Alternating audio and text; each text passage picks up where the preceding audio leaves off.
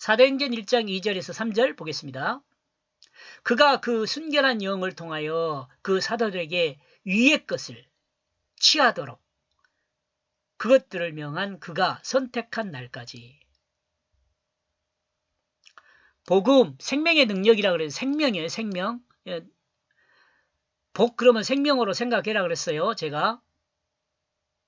생각 안 할 사람, 뭐 안 하려면 어쩔 수 없죠. 뭐, 여러분 알아서 하세요. 여러분 알아서 하세요. 복음은 생명이에요. 생명의 소식이 복음이에요. 그리고 생명은요, 피를 말해요. 피는 뭘요? 죽고 사는 걸 말한다 그랬죠? 십자가에 죽고 부활로 새 생명으로 거듭난 생명이요. 능력이 이게 새 생명으로 거듭난 능력, 이 땅에 나타나는 것 같지만 그 능력이 이 땅에서 나타나는 것 같지만 그 결정적인 능력은 하늘의 그것을 취할 수 있게 하는 것입니다. 요 복음은요, 영생을 취할 수 있게 하는 것이에요. 영원한 생명을 취할 수 있게 하는 거죠, 말이에요.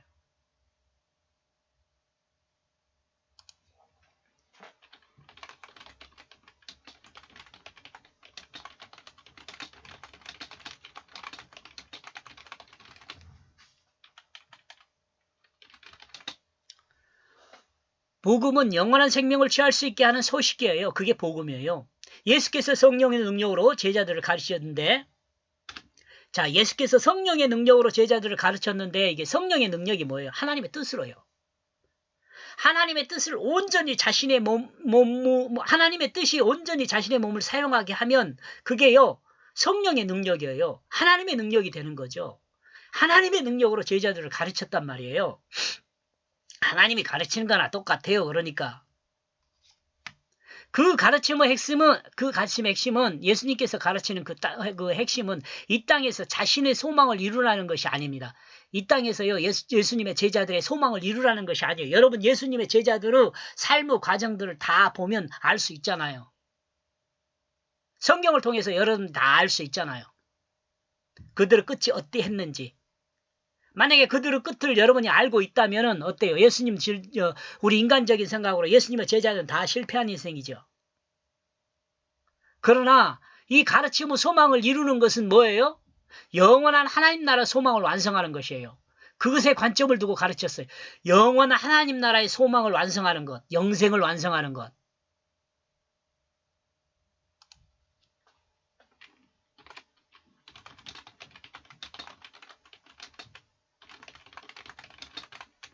영원한 생명을 완성하는 것이죠. 그게 관점을 두고 가르쳤어요.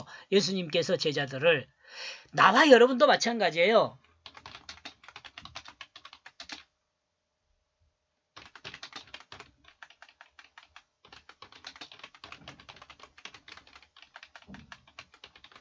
나와 여러분도 이와 마찬가지예요. 이는 하나님의 뜻을 더하거나 빼지 않고 가르친 것입니다. 예.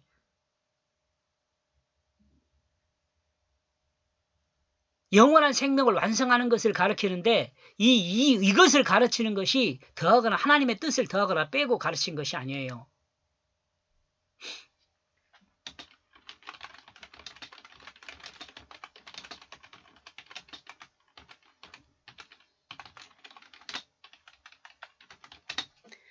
예수님은 하나님의 뜻을 온전히 가르쳤어요.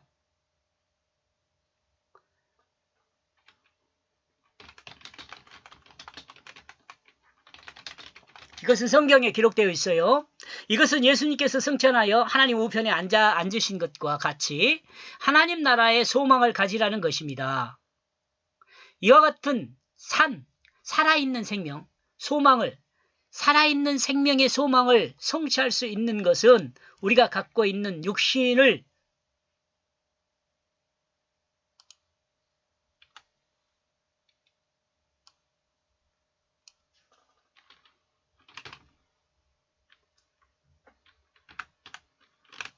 우리가 가진 육신을 하나님의 뜻을 따라 사용해야 한다는 것을 말합니다.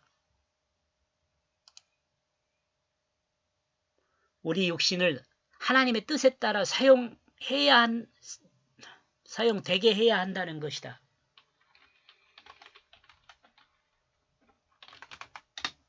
사용되게 해야 한다는 것입니다. 마치 예수님께서 성육신하신 그 몸을 온전히 하나님의 뜻을 따라 사용했던 것과 같은 거죠. 예수님과 같은 삶이 되는 거죠. 예수님을 닮은 사람이잖아요. 말씀을 닮은 사람이에요. 우리가 그 그리스도인이잖아요.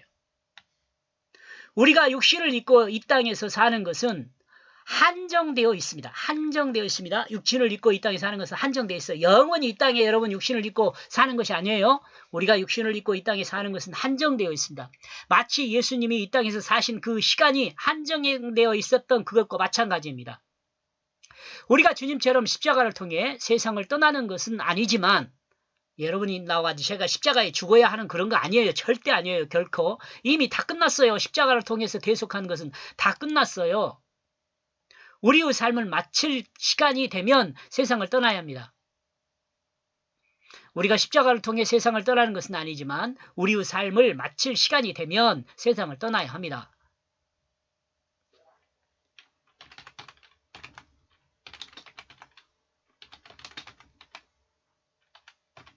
육체를 벗어야 돼요.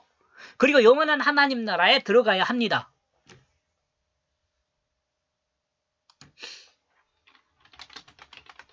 그리고 그 영혼은 영원한 하나님 나라에 들어가야 합니다. 이것을 주님은 제자들에게 가르쳤고 이것이 그 복음의 핵심적 그림이라 하겠습니다. 제가 좀 빨리 했는데 이해했으면 좋겠습니다. 이해 못하면 자주 들으세요. 그 유튜브 이상한 거 듣지 말고 정말 예수 믿는 사람이라면 그 영혼에 대한 그 온전한 지식을 여러분이 공유했으면 좋겠습니다. 3절 또한 그는 스스로 그들 옆에 서 있었다. 그 고난을 받은 후 그 많은 사람들 가운데 그 자신 안에 확실하고 분명하게 살아있다.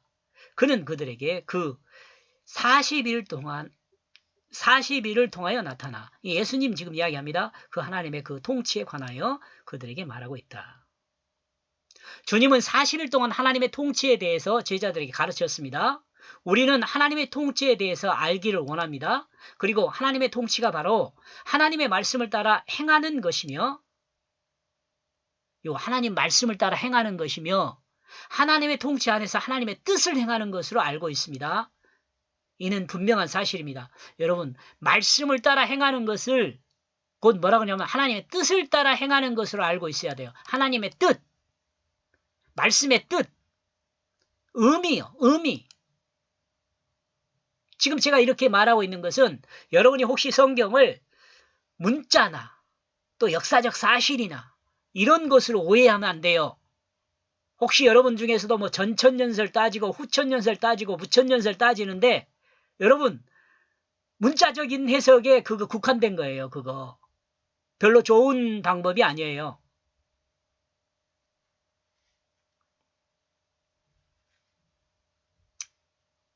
나중에 기회가 있냐, 계시록을 보든가 그러면 그 전천년설, 무천년설, 후천년설 이런 것에 대해서도 한번 설명을 하기로 하겠습니다. 여기서는 그냥 넘어갑시다.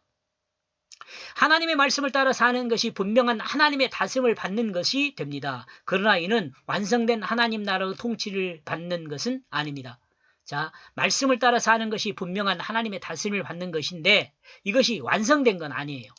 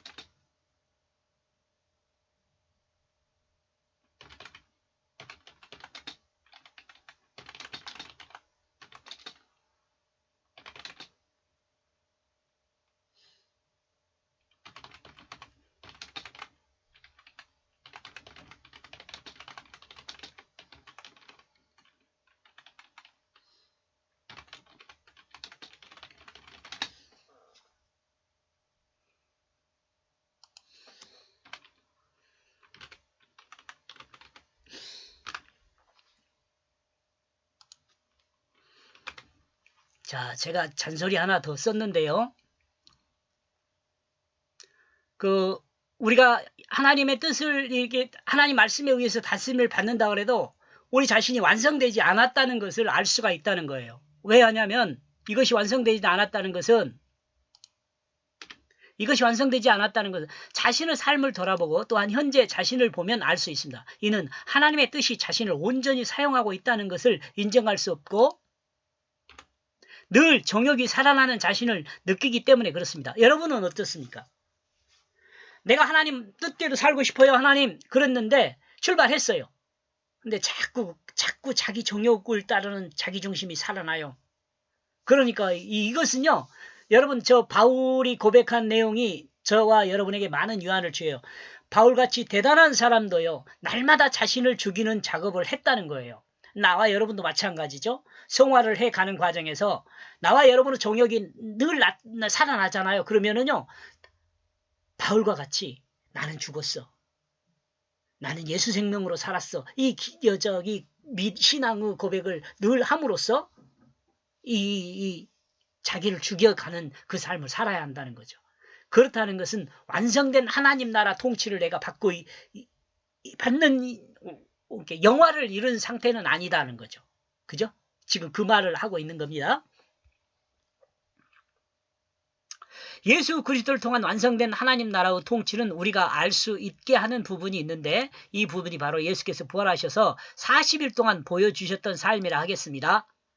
하나님의 통치에 대해서 하나님이 어떻게 통치하는가 그것에 대해서 알 수 있는 부분은 예수님께서 40일 동안 사셨던 그 내용을 보면 조금은 알 수 있다는 거죠. 왜냐하면 통치에 대해서 가르쳤으니까요. 그러므로 우리의 영원한 삶은 예수님이 부활하셔. 자, 중요한 내용입니다. 이게. 그러므로 우리의 영원한 삶은 예수님이 부활하셔서 제자들과 성도들에게 보여주셨던 그 삶을 분명히 이해하고 알아야 합니다. 이는 곧 우리가 영원한 하나님 나라에서 어떻게 살아야 될 것인지를 말해주고 있는 것이라 할 수 있습니다. 부활하셔서 40일 동안 하나님의 다스림이 어떤 것인지도 알 수 있습니다.